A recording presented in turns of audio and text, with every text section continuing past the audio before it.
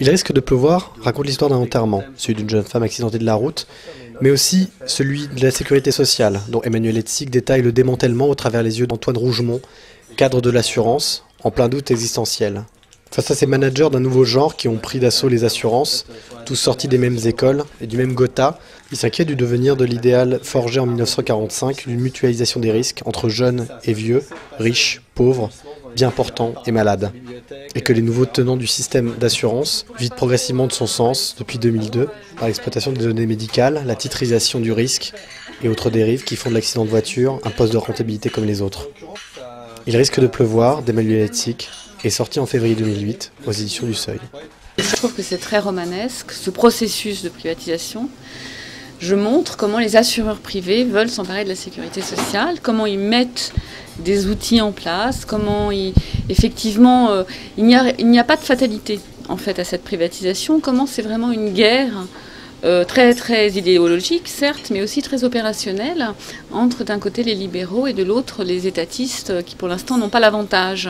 Et donc, depuis des années, cette guerre, elle est donc tactique, elle est sur le terrain du lobbying par exemple, on obtient un rapport, à partir de ce rapport on va obtenir des expérimentations, à partir de ces expérimentations on va obtenir un amendement qui va passer dans une loi sans que personne s'en aperçoive.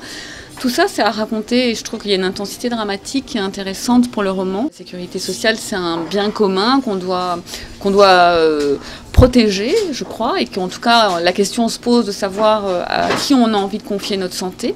Est-ce qu'on veut, comme aujourd'hui, qu'elle soit prise en charge par la sécurité sociale, c'est-à-dire universelle et solidaire, qui permet à tous, quels que soient les revenus, d'accéder aux soins ?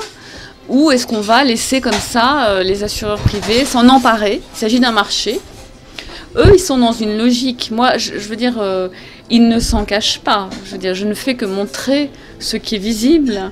Il n'y a pas, c'est pas de la grande investigation. Hein. Je veux dire, vous allez à n'importe quel colloque, ils vont dire, on veut la sécurité sociale. Il faut juste s'y arrêter. Moi, c'est ça que j'ai voulu faire avec ce livre, c'est m'arrêter à ça et dire. Non, c'est pas parce que c'est des assureurs privés qui vont mieux gérer. En tout cas, ça pose la question de qu'est-ce que ça veut dire ensuite, qui va avoir accès aux soins?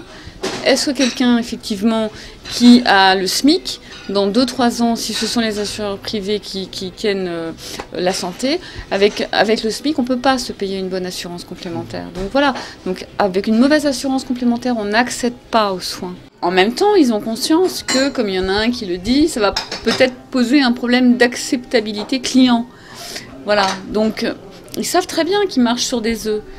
C'est pas d'aujourd'hui qu'ils essayent. Hein. Ils avaient déjà essayé en 1996 avec les ordonnances Juppé qui avaient permis ouvert des expérimentations pour se mettre en concurrence avec la Sécu.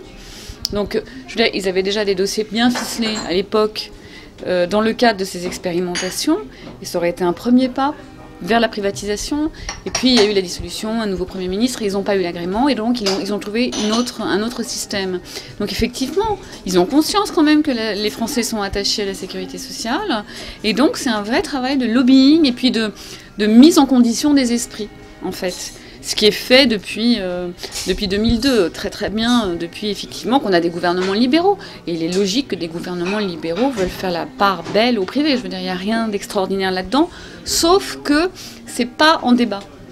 Voilà, sauf que c'est ça, c'est-à-dire qu'on considère comme une sorte de fatalité, on va comme des moutons à l'abattoir, parce que soi-disant les sociétés privées géreraient mieux. Non, je veux dire, il n'y a aucun exemple qui montre que les sociétés d'assurance privée gèrent mieux la santé.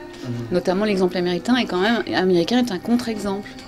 On a personne qu'on connaît qui va aller se faire soigner aux États-Unis. Enfin, donc rien que ça, pour le coup, il y a un risque que tout ceci arrive. Mais ça n'est pas encore arrivé.